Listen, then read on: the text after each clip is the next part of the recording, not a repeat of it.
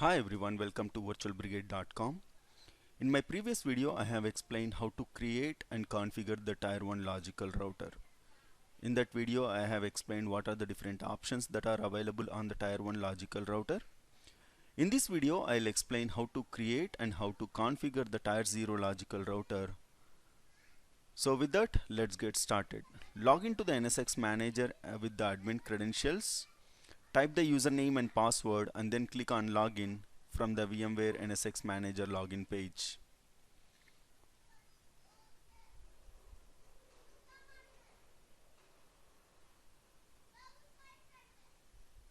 Once you log into the NSX Manager, from the NSX Manager homepage, click on routing. And from the routers tab, click on add. And you will find the Tier 0 logical router, which is the provider logical router, and the Tier 1 logical router, which is the tenant logical router. Let me go ahead and click on the Tier 0 logical router. On the new Tier 0 router page, type the name.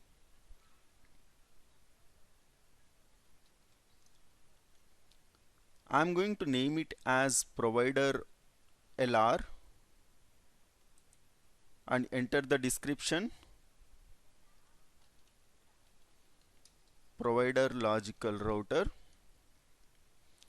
The NSX Edge cluster for the Tier 0 logical router is a must. So you must have configured the Edge cluster before you are configuring the Tier 0 logical router. So from the Edge cluster, you can click on the drop down menu to select the NSX Edge cluster. Once you click on the Edge cluster, you have the options to select the high availability mode. So in the high availability mode, we have two options, active and the active standby. When you select the active, the Tier 0 logical router is active in more than one NSX Edge node. So you will find the Tier 0 logical router in multiple NSX Edge nodes. If you configure the high availability mode as active standby, one router would be active at a given point of time. The other logical routers would be in a standby state. And then when you click on the advanced, you have the option to specify the intra Tier 0 transit subnet and the Tier 0 to Tier 1 transit subnet. So let me take the whiteboard and explain what are these options. So we have discussed about the Tier 0 and Tier 1 logical routers, wherein I have told the Tier 0 logical router will have the DR component and the SR component. The DR component would be spanning across all the transport nodes, be it a ESXi host, KVM host, and the NSX edges. The SR component of the Tier 0 logical router will only exist on the NSX edge nodes. And if you create the Tier 1 logical router and enable the services like NATing and the firewall, the DR component of the Tier 1 logical router would be spanning across all the transport nodes. This can be a ESXi host, KVM host. And the SR component of the Tier 1 logical router will only be available on the NSX edge nodes. So we have the Tier 0 logical router deployed. So the SR component is running on the NSX edge node. The DR component is available across all the transport nodes. And we have deployed the Tier 1 logical router. The Tier 1 logical router has the DR component and also has the SR component when you enable the services like NAT and the firewall. So we have the DR component of Tier 0 spanning across all the transport nodes. Here you can see we have the DR component on the ESXi host or the KVM host, and the same DR is also available on the NSX edge node.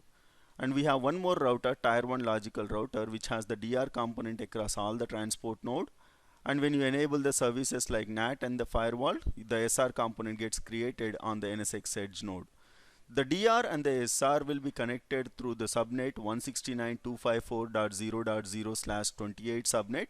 So this is the subnet that the NSX manager creates when you have the Tier 1 logical router deployed or the Tier 0 logical router deployed. So the DR and SR connected through the subnet 169.254.0.0/28. And the Tier 0 logical router also has the SR and the DR. The DR and SR will use the 169.254.0.0/28 network. And to connect the tier 1 logical router with the tier 0 logical router, you need to specify the subnet. Unless you won't specify the subnet, the NSX manager will automatically connect the tier 1 with tier 0 with the IP subnet 100.64.1.0/24 network. So the NSX manager will use the 169.254.0.0/28 to connect the SR and DR. And to connect the tier 1 with tier 0, the NSX manager uses 100.64.1.0/24 network. So this is how the connectivity happens between the tier 1 and tier 0 and in between the SR and the DR. So the NSX manager will automatically take care of the network connectivity between the SR and DR and the tier 0 and tier 1. So let me go back to the logical router page. So this is not a mandatory option, you can leave it blank. If you want to specify any subnet, you can always come here and you can make the modifications from the intra tier 0 transit subnet field and the tier 0 to tier 1 transit subnet field. So let me go ahead and click on save. So this will save the configuration. Now we have the provider logical router, which is the type tier 0 logical router, and the ID of the logical router, and whether the connected tier 0 router. So this is my tier 0 and we have not connected my tier 1 logical router with the tier 0 logical router. And what is the high availability mode that we have configured? We have configured the tier 0 logical router in a active high availability mode. And what is the transport zone? And the edge cluster, the NSX edge cluster. This is the cluster that we have configured while we were discussing about the NSX edges. And what is the overlay network for the tier 1 logical router? So we have configured the overlay transport zone and we have deployed the tier 1 logical router in the overlay transport zone. So this is about how to create the logical router.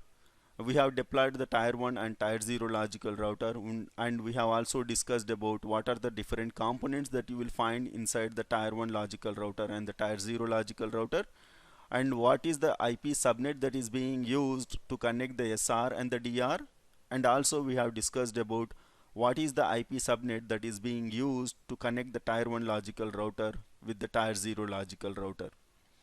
So let me go ahead and click on provider logical router to show you the options that we have on the tier 0 logical router.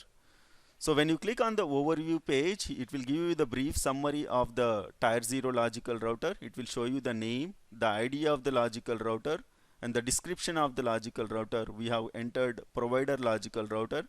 And what is the type of the logical router? The type of the logical router is tier 0.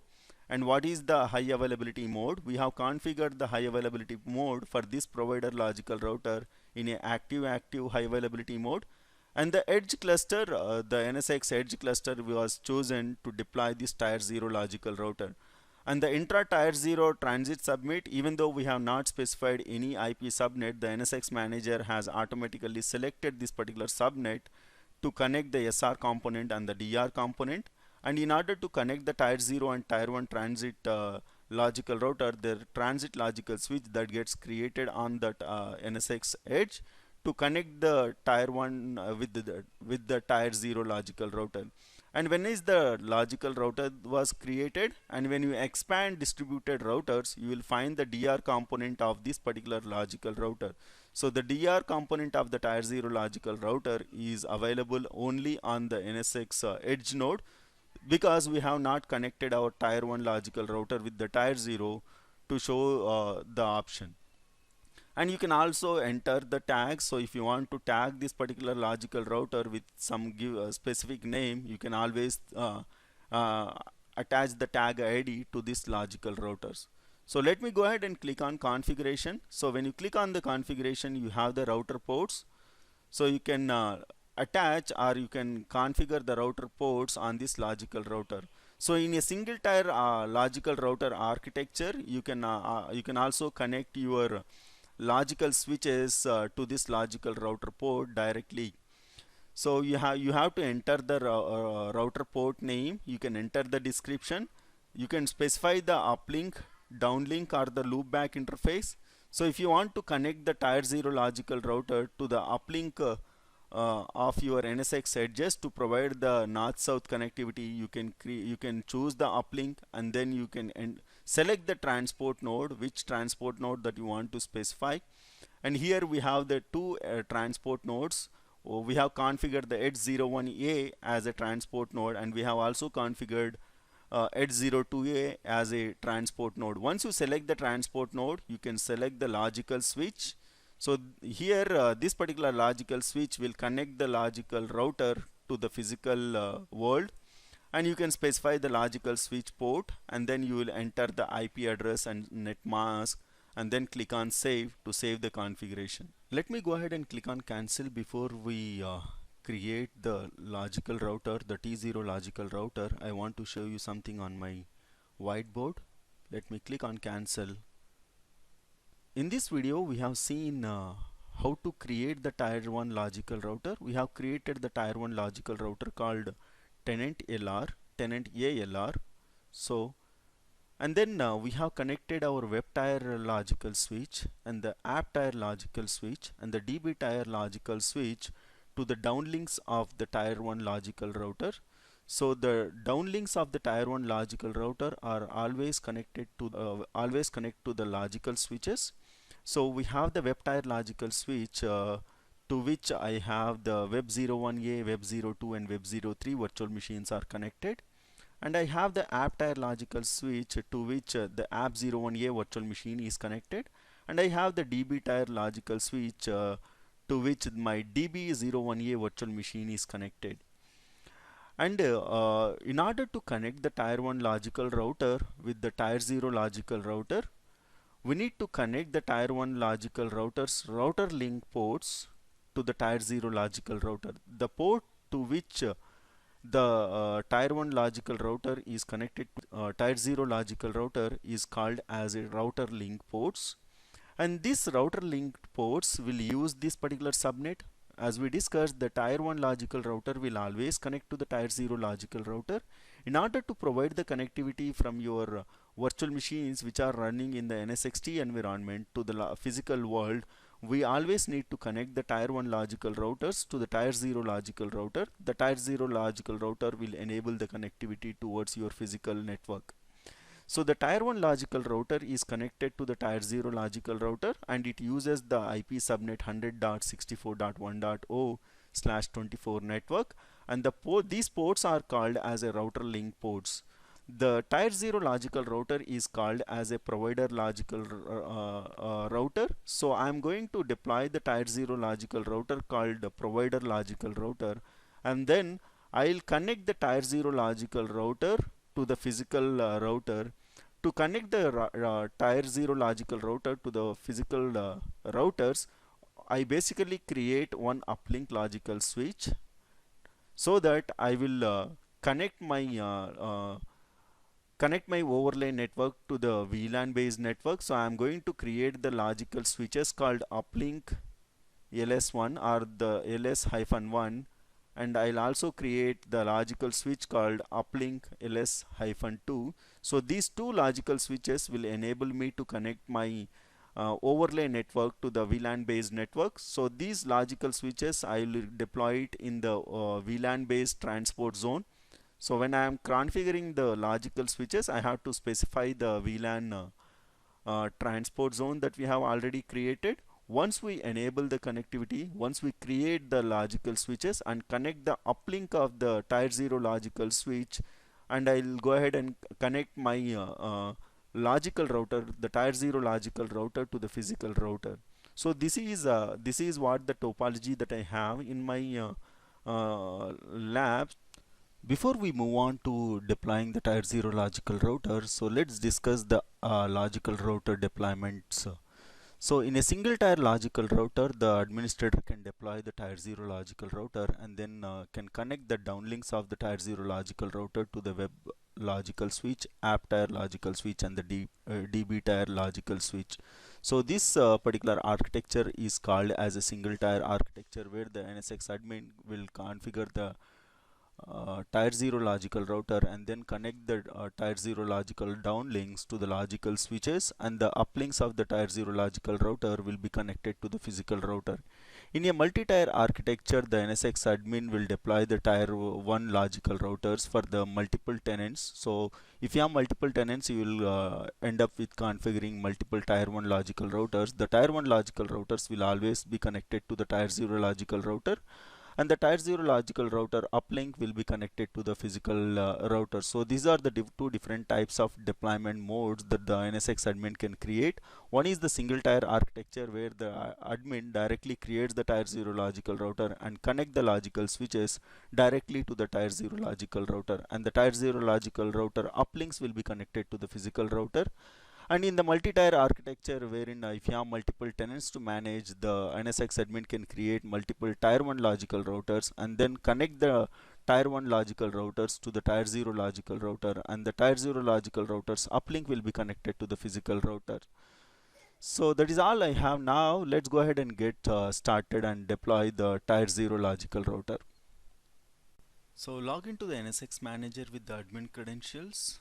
On the VMware NSX Manager login page, type the username and password and then click on Login. From the NSX Manager homepage, click on Switching to create the VLAN backed logical switches. So I'm going to create the logical switch to connect to my uplink,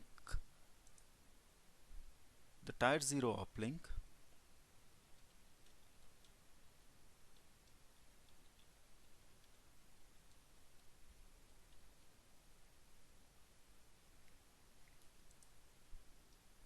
Type the description.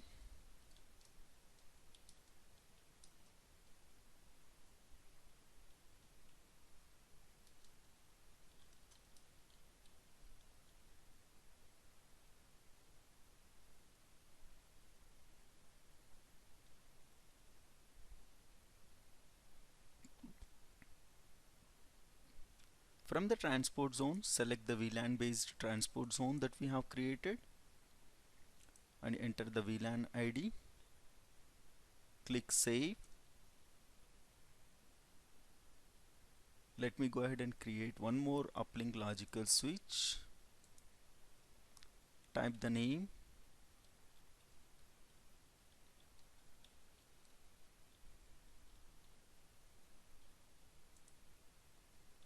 Enter the description.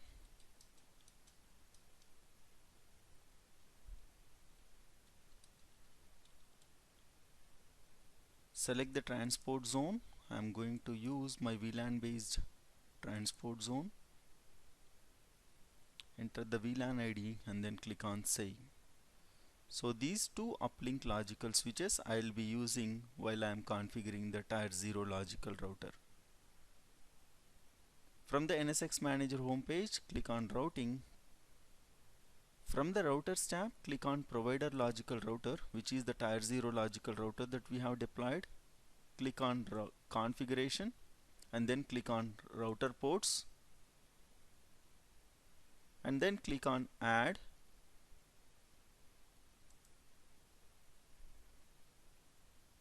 I'm going to name the router port as uplink router port. So I'll need to select the transport node. I'm going to deploy it in my Edge 01A, and then I'll select the logical switch that we have just configured, the uplink logical switch 1, and then I'll enter the logical switch port.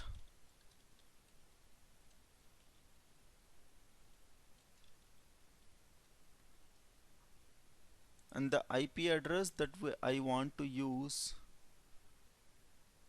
for the uplink router port, 192.168.240.3/24. Click on Save. So this will create the router port on the tier 0 logical router. So let me go ahead and click on the routing. So from here you can click on the global configuration.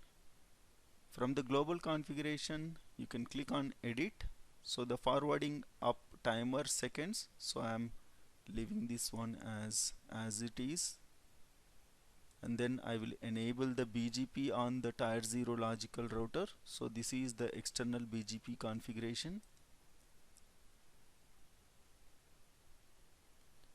Click on edit to enable the BGP. So I'm going to select my local AS. The local AS autonomous system is 100, and then I will click on save. Let me go back to the BGP configuration and then I'll enable the BGP. If you want to enable the ECMP, you can toggle the button to enable, and if you want to enable the graceful restart, you can toggle the button to enable. So let me go ahead and click on save. So we have just enabled the BGP configuration on the tier 0 logical router. Let me go ahead and add the neighbors.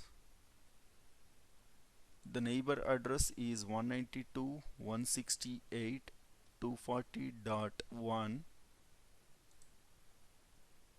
The remote AS is 200, and click on the local address. From here I'll select the uplink port that we have created, and then I'll select and add this uplink port. Click on save to save the configuration of the new neighbor.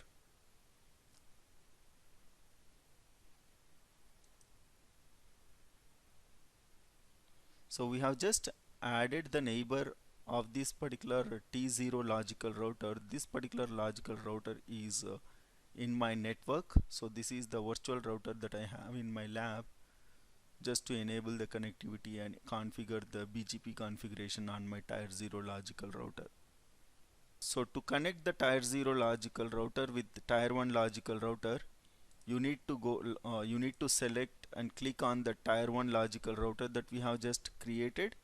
From the overview tab, you can see that we have the option to connect the tier 0 connection.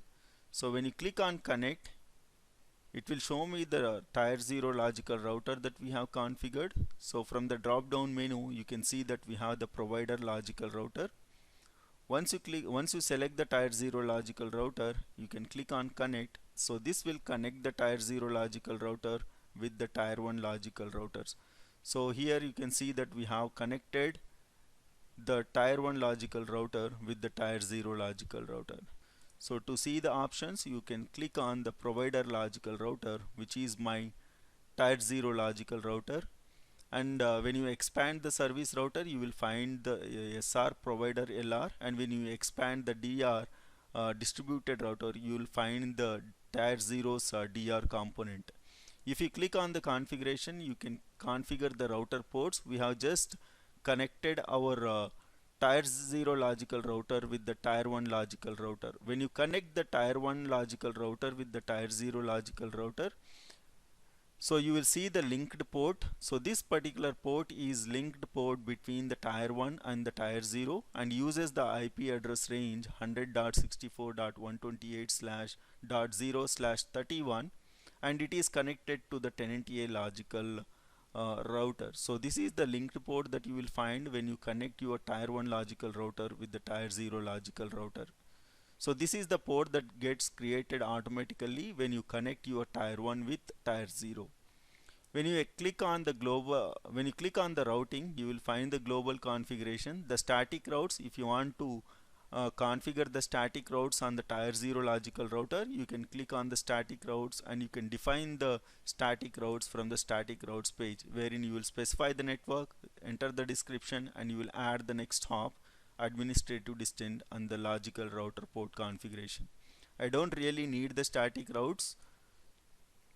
The IP prefix list, you can also enter the IP prefix list by adding the new IP prefix list.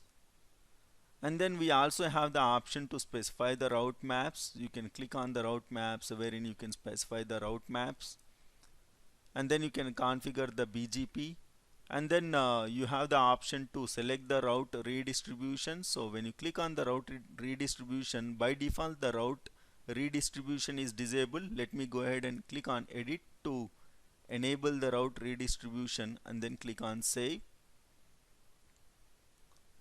If you want to if you want to add something, you can click on add. And what are the different types of let me go ahead and create the route redistribution. So I'm going to use route redistribution.